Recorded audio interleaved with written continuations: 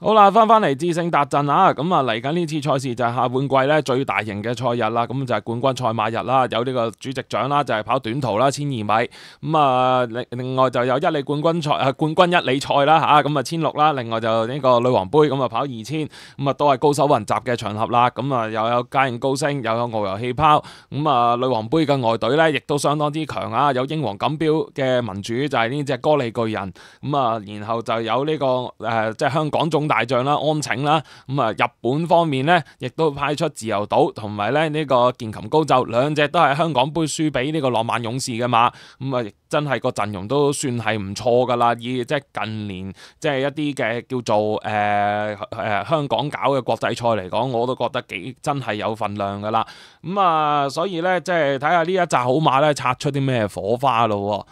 咁啊，至於推介方面咧，咁我就揀咗第三場嘅4班嘅1400米啦。咁啊，有一紮叫做側身馬，咁啊拱咗出嚟跑咧，咁啊好似咧都幾核心框架咁樣，咁啊所以咧都即係叫做即係同大家分享一下自己嘅心水啦。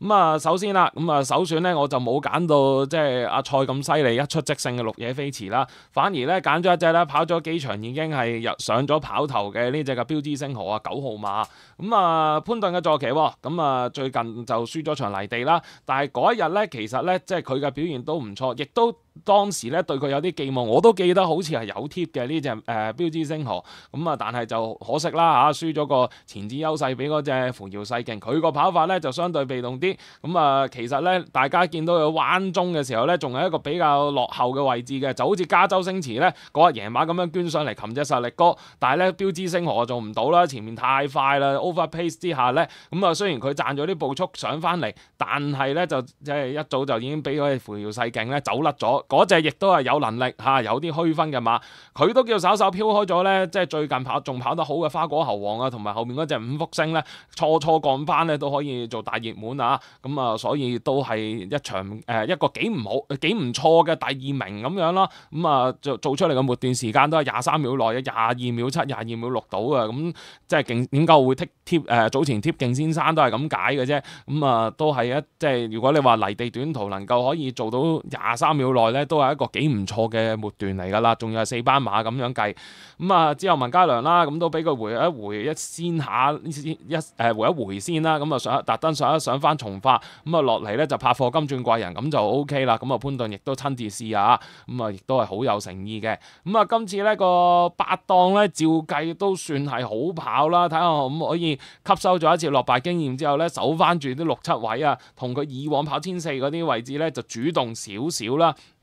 因為咧今場快馬眼感就唔算好多嘅啫，係啫，好似有啲牌面速度就係嗰隻超風速啦，以往就試過即係可以擺前啲走啊，另外短途起家嘅戀愛狂啦，但係就14檔啊嘛，咁啊所以標誌星河咧今場潘頓咧，如果即係佢個發揮有啲誠意咧，照計可以擺5-6位嘅，佢個八檔應該可以搶到一啲較為山嘅位置咧，喺直路度做一個衝刺嘅，咁啊希望都能夠做到啦，始終3歲仔。跑興咗個跑頭咧，依家有啲受讓榜咧，確實係有得搏嘅。雖然未出頭，但係咧佢個整體個賽績個大浪都算唔錯，咁啊喺度搏一搏佢個 win 啦。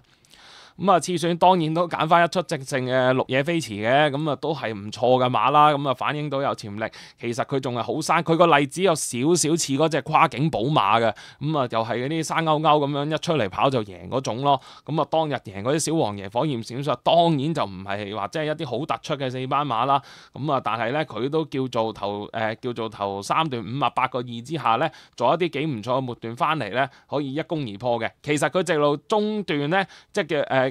都仲係喺個馬林度擺側個頭啊，但係一打開咧，莫亞咧一拱落去咧，哇，好好反應啊！咁都係反映咗有虛分嘅馬咯。咁啊，亦都唔即係其實都係一隻咧，仲未係成熟而已經能夠贏到馬嘅馬，當然就係有能力啦。咁啊，今次賽前嘅賽咧都係俾佢做翻2個閘啊，回到足先再跑啦。咁呢啲都係即係慣常嘅手法啦。等大賽日出咧，咁啊啲即係佢可以有充足嘅時間預備，埋尾又開貨24秒。阿蔡呢排都好多開24秒啊！上個禮拜就英勇快車，今個禮拜就到呢隻綠野飛馳啊！咁啱都係阿榮志健啊！咁啊11檔，咁啊睇下咧佢個即係要克服嘅嘢都有喺度嘅，咁睇下今次攝唔攝得靚啦。啦，同埋咧加咗8分之後咧，佢已經叫孭到135磅啦。始終3歲仔咧要孭重磅咧，少少罩忌嘅，加埋個檔位唔算話真係好好跑，早段要考驗一下嘅。咁啊，但係咧如果能夠再贏馬，當然啲前途無可限量啦。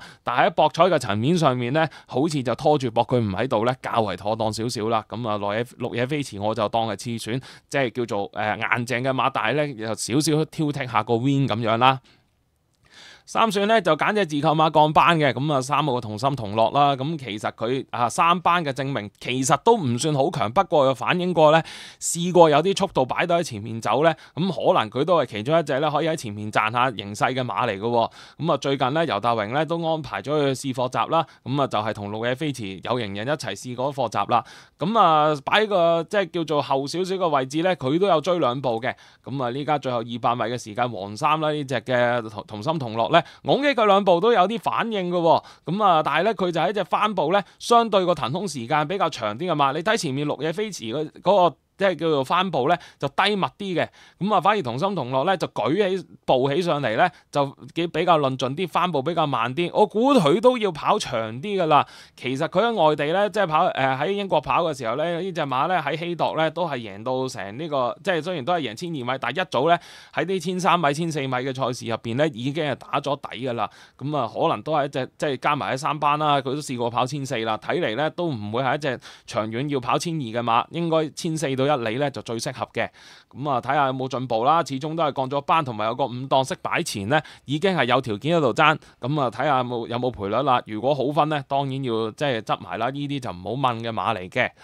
咁啊，最後一選啦，都搏隻叫做稍稍年紀上咗嚟，喺同組入邊咧，已經係即係其中一匹年紀較大嘅馬啦。咁啊，4號嘅博愛先鋒啦，咁啊，始終都係季內 winner 同埋今季大朗嘅賽績咧，同埋以至去到即係佢歷來嘅賽績，都起碼係一隻咧，雖然勝出率低，但係咧上名率都唔錯嘅馬。咁啊，季內就係韋基力贏馬咯。咁啊，但係咧就帶大家睇翻佢之後嗰一場咧，其實佢都同嗰啲鐵金剛唔係輸好遠嘅啫。其實佢前一場贏馬咧，亦都係贏神池嘅，即係話佢都有權係有權同一啲阿蔡咧有能力嘅馬周旋嘅賽區咯。咁啊，依家就係睇緊依家睇緊畫面咧，就係藍衫紅帽喺鐵金剛前面嗰隻就係博愛後面嗰隻就係博愛先鋒啦，跟啱咗跑線嘅。咁啊，佢湧上嚟個勢咧都唔錯噶。咁啊，但係咧即係鐵金剛始終都係後來可以即係叫做同啲元朗精英啊嗰啲馬有得困下嘅馬咧，咁班次上有少少差別啊。佢就比聖德福咧黐埋身，但係咧應該即係個第二咧個姿態都算稍稍篤定啲，咁啊都跑出咗即係4班應有嘅水平啦。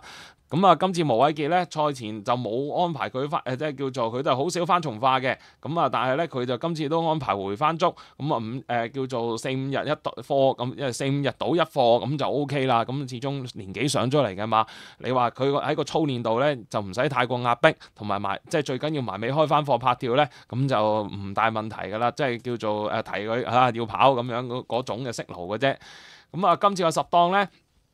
未必有上嗰一次個7檔咁好攝嘅，但係咧就真係要即係你話佢要跑得好咧，都係靠先坑後而出。希望個10檔咧可以咧早段就即係叫一係咧就搏後叫做留前鬥後攝埋去，好似贏馬咁樣跑；一係咧就搏搶6-7，即係攝埋個6-7位走山位。咁兩個方法，我覺得都喺我心目中都係可行嘅。跑法相對機動，咁啊希望都能夠繼續爭好成績啦。上一次咧唔知係咪撞到綠野飛馳咧，就有少少縮降嘅個跑法。咁啊睇下會唔會修正翻啦。咁啊如果能夠修正而交出應有即係同鐵金剛神池冚嘅水準咧，喺一度都唔錯嘅。咁啊搏腳其中一隻搏腳啦，始終人人有餘啦。我驚佢偏熱咗，同埋上次贏馬姿態唔算話即係贏馬嘅時間唔算太靚仔嘅啫。咁啊，但係其實咧兩隻馬我覺得都伯仲之間，搏就好分噶啦，博愛先鋒啊。好啦，咁啊講就講到呢度，重複翻心水先。